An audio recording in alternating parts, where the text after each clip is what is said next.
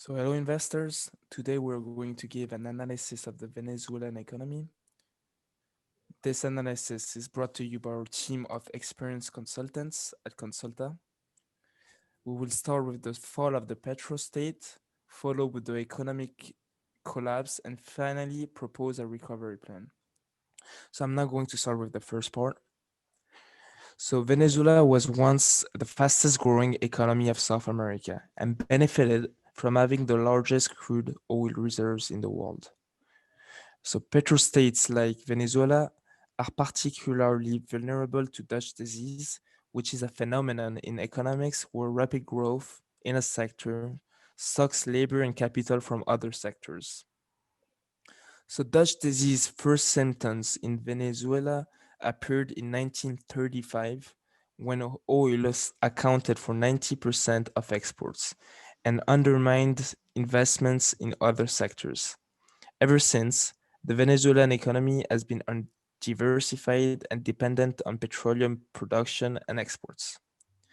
So back in 1960, Venezuela was a founding member of OPEC and was able to keep prices artificially high by limiting the market supply of fuel, which significantly boosted oil export revenue.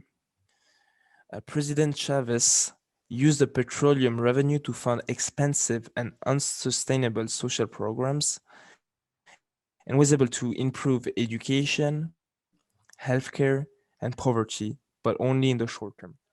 Now, our consultant Maher will assess the factors that caused the crisis. So there are many external factors that are attributed to the collapse of Venezuela's economy, and the most prominent one of all of them being the drastic drop in oil prices, which took place in 2014.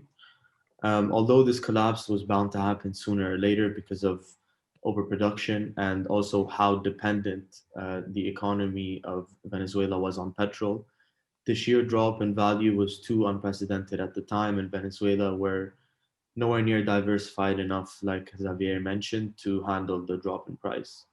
However, before the price drop of 2014, when oil prices were booming, their currency also began to boom as a result of their output in the oil industry.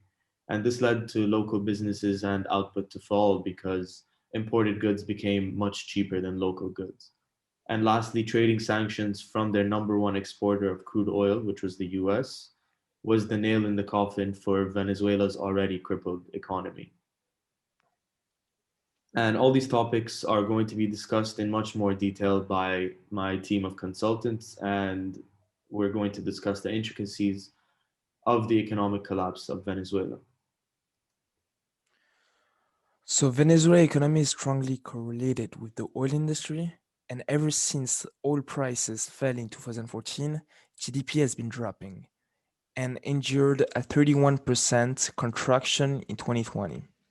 So the drop in GDP can actually be attributed to the sharp decline in oil production following 2014 due to the mismanagement and lack of investment into the oil industry.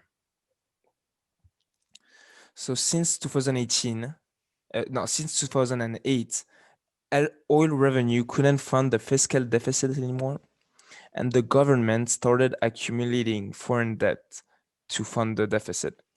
So even after the oil revenue started to dry out after 2014, the government was unwilling to cut expenditure. So in late 2017, the government defaulted on its debt. And since it couldn't borrow anymore, the central bank of Venezuela started printing money, which drove the money supply up and inflation up. So at its peak, inflation averaged more than 1 million% between 2017 and 2018. So the dramatic loss of value of the Venezuelan bolivar led to the gradual dollarization of the economy. The economic crisis turned into a humanitarian crisis as unemployment skyrocketed to 50% in 2020, and reports say that 86% of Venezuelans live in poverty, facing shortages of basic goods. Since 2015, 5 million Venezuelans have migrated out of the country, and productivity has declined steadily, with an average loss of 20% per year between 2016 and 2018. Since 2018, however, productivity has been slowly rising again with an average growth of 5% per year. So Maher will now analyze the internal and external demand of Venezuela. So to start off with internal demand, local consumption was suffering greatly before the oil price drop, as the Venezuelan bolivar boomed in value as a result of the increasing oil sales and value. And this caused local goods to be priced way too highly to compete both domestically and globally, as it became incrementally cheaper for citizens to import goods from neighboring countries since their currencies were far less valuable than the bolivar. As for government consumption, they were spending above and beyond what they should have been on welfare programs for the poor, which were only beneficial in the extremely short term, as they were simply just government handouts as opposed to systematic changes. Also, they were buying major banks and telecommunications companies, which almost never yielded a profit because they were operated so poorly. In conclusion, they were spending more than they were earning, and they were spending it in all the wrong places. And as a result of these two factors, local industries were starved of investment, labor, and capital because it was all being directed towards the oil industry. As for the external demand, revenue from the oil exports is now lower than ever before. Their exports were halved from 27 billion to 37 billion US dollars from 2014 to 2015. Um, Firstly, because of the price drop in the oil industry, and more recently, because of the US trade sanctions that started in 2017 and they continue until today. The US has always been the number one importer of Venezuelan crude oil until those sanctions were placed, causing their crude oil to be sold locally at a loss or sent as debt repayment to many places such as China, Russia, and other European petrol companies such as Repsol and ENI. Europe has now replaced the US as Venezuela's top importer of oil purely because they are accepting the oil as debt repayment. And this section of the Gem 15 in particular is what led to Venezuela's demise. As most successful petrostates do, they diversify their economies as to not solely rely on one resource that, as we saw, can plummet or rise in price from one day to another, or even just completely run out one day.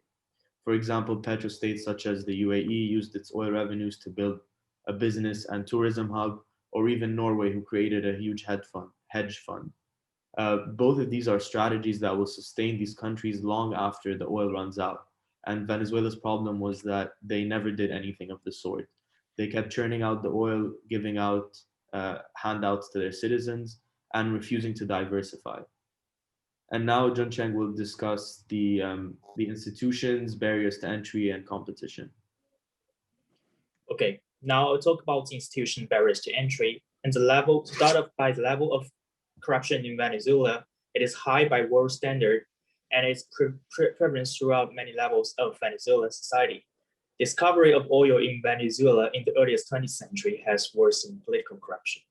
The corruption rate, for example, in recent is 19 and rank 165 out of 180. The real interest rate, for example, in the recent is 170%, which indicates that inflation is higher than the nominal interest rates. And they are not able to, the nation are not able to borrow more money, and they are trying to raise their interest rate to fight for the hyperinflation. The doing business rank of Venezuela is 180, which indicates not easy doing business in Venezuela. The nation has a distinction of having the most paved highways of any country in Latin America. 60% of its 94,929 kilometers of roads. Most of these highways are located in the northern part of the country, where population density is greatest.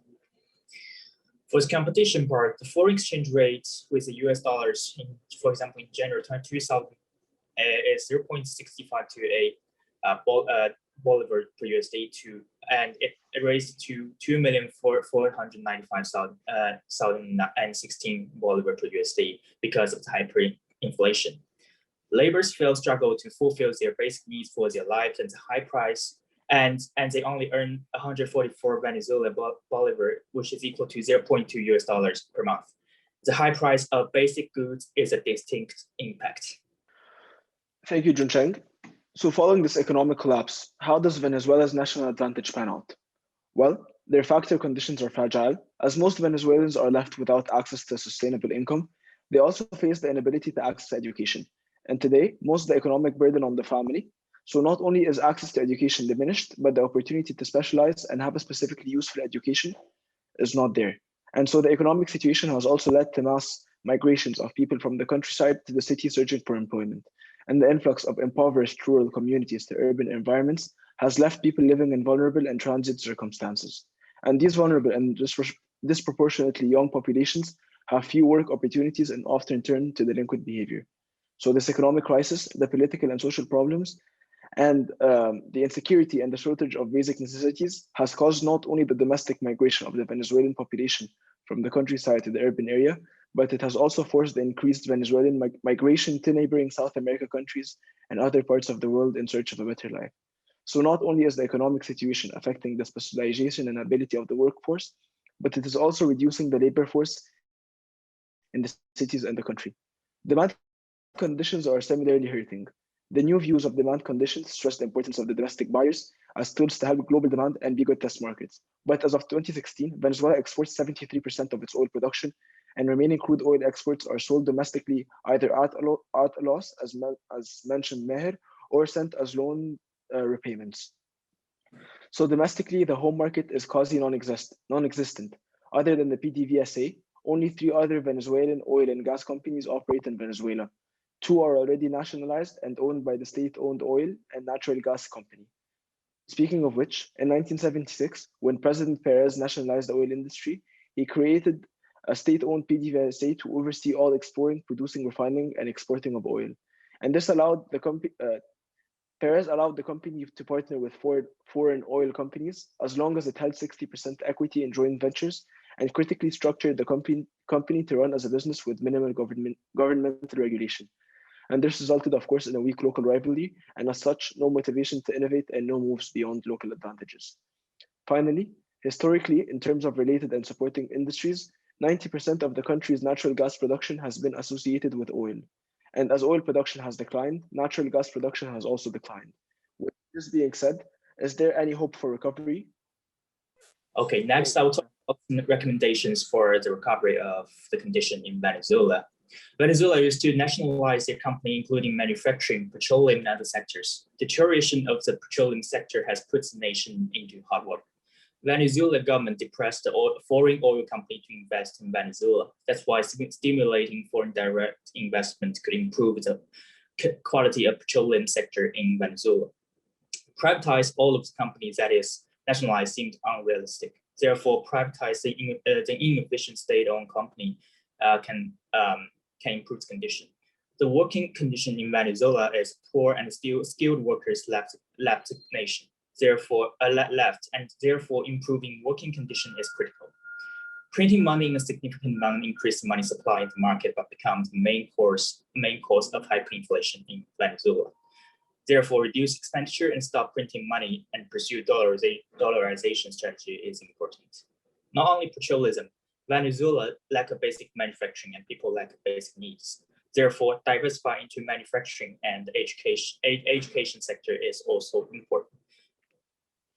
Also, in using oil earning and proceeds on public goods can serve the country in a very long term and use the revenues by the oil sector to build infrastructure is critical. So what conditions would draw investors back to Venezuela's collapsing oil sector? Well, some measures may be taken to revive Venezuela's oil sector, such as, for example, the lifting of US sanctions on Venezuela as a first step. So one of the sanctions prohibits US persons from engaging in transaction with PDVSA and blocked all of PDVSA's property and interest subject to US jurisdiction.